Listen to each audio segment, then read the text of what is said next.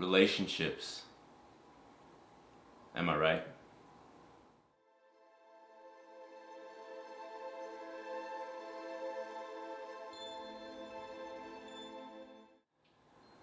So why is it that relationships can be so challenging?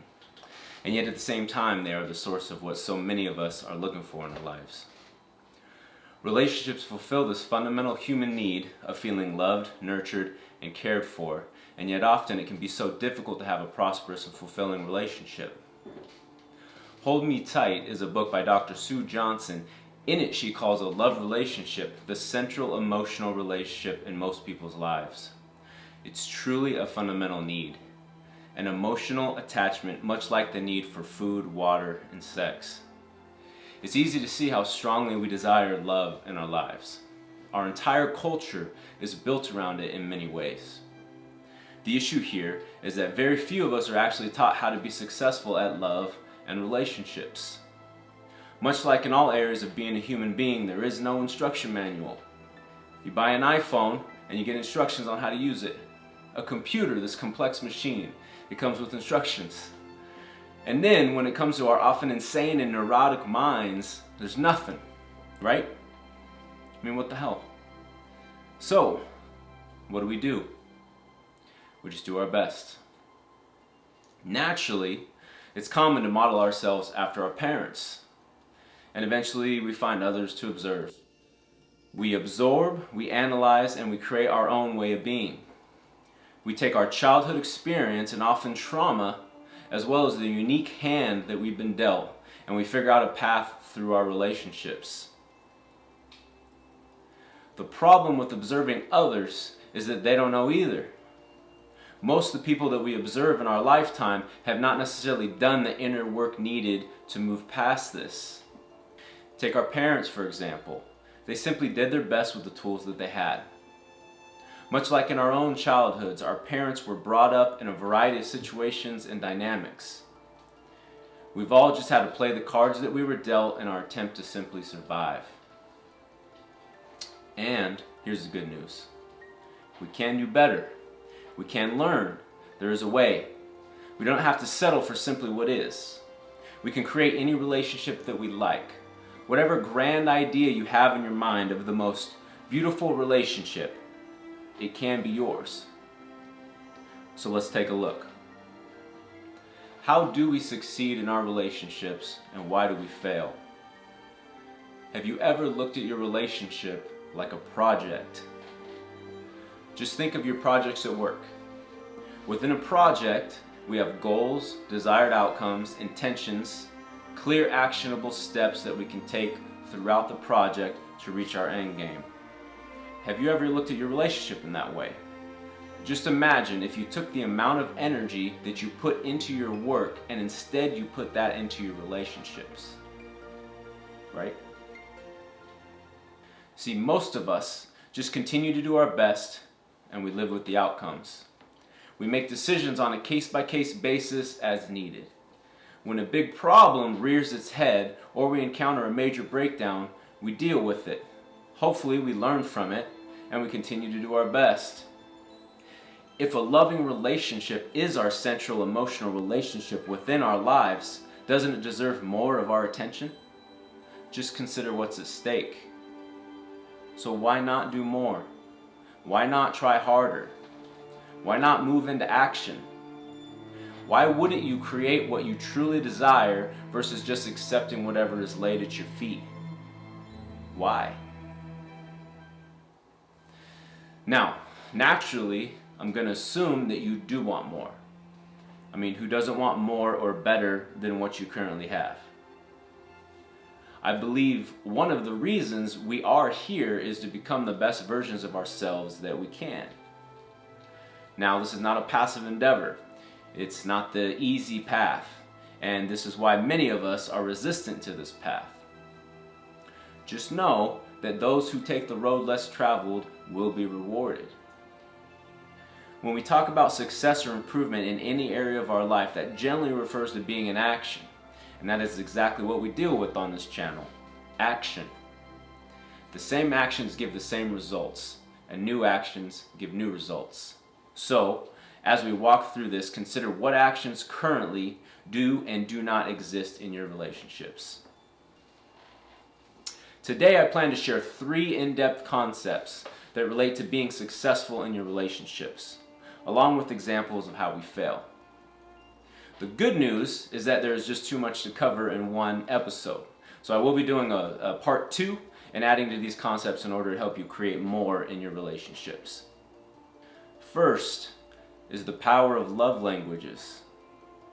The 5 Love Languages is a book by Gary Chapman. Within the book, we gain insight into the idea that we all experience love in our own unique way. The ways in which we best experience love has been distilled down to 5 unique love languages.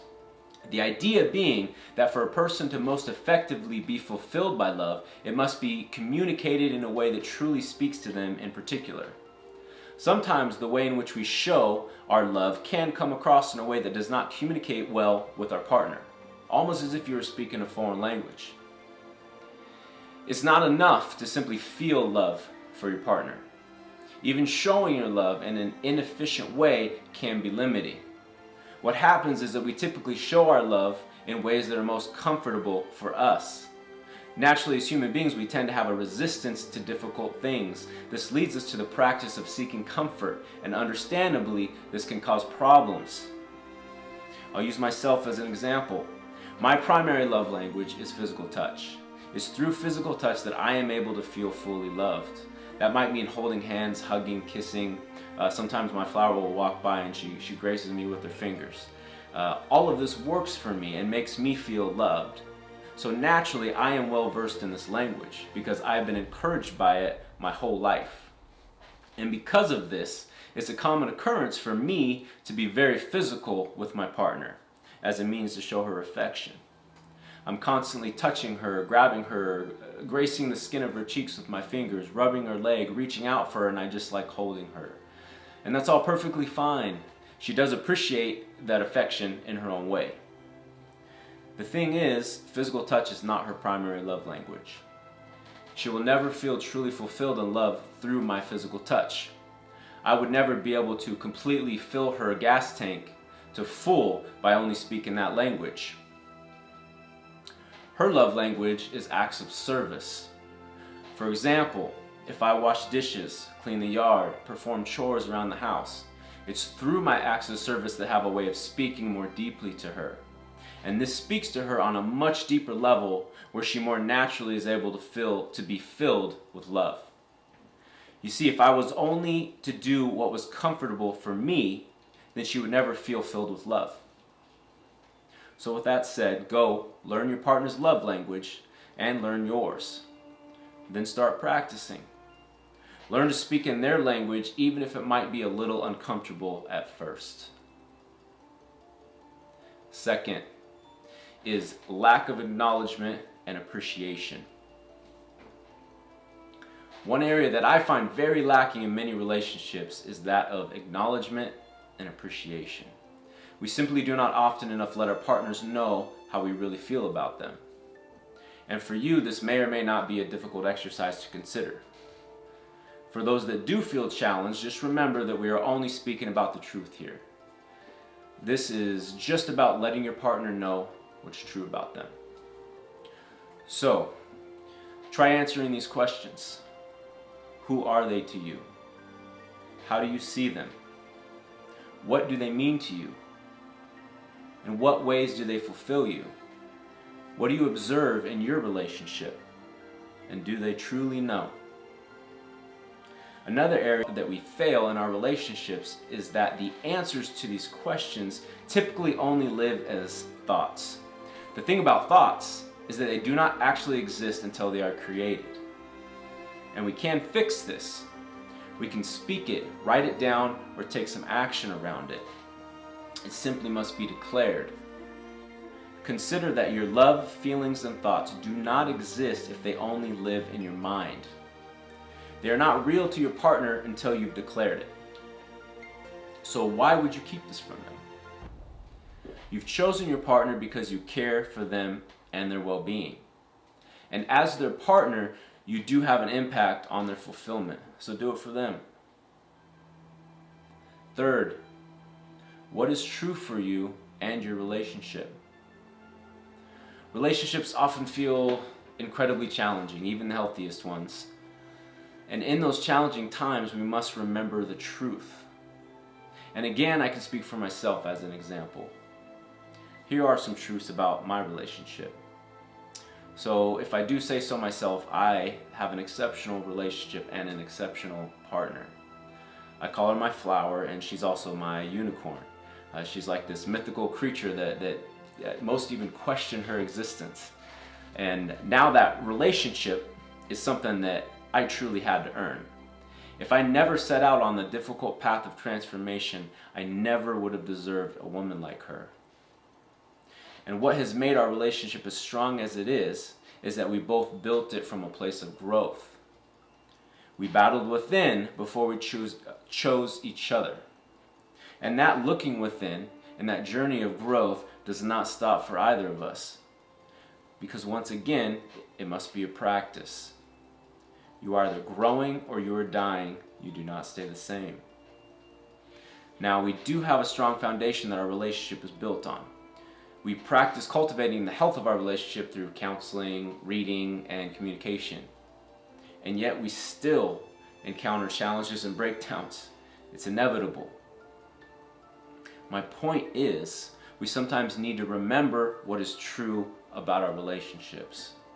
It's so easy to get caught up in our survival mechanisms, our reactions, our stories, and our traumatic wounds. It's so easy for a challenging narrative to take over in our minds. In that narrative, we begin to lose sight of what's true and what's real. It's here that the need lies for declaring what's true for you and your relationship. So again, I'll remind you and I'll ask you, what is true for you and your relationship? What I have found helpful is just to write it down. Review it, look at it, post it on your wall. It will be in the most difficult times that you need to be reminded. So, thanks for watching, and please let me know if you found any of this helpful in the comments below. What stood out to you? What are you not doing? What are you actually good at? And where would you like to see yourself improve? As always, if you like this episode, please click on that thumbs up below, and please subscribe to support the channel and push it out to help others. So live on purpose, and I'll see you for part 2.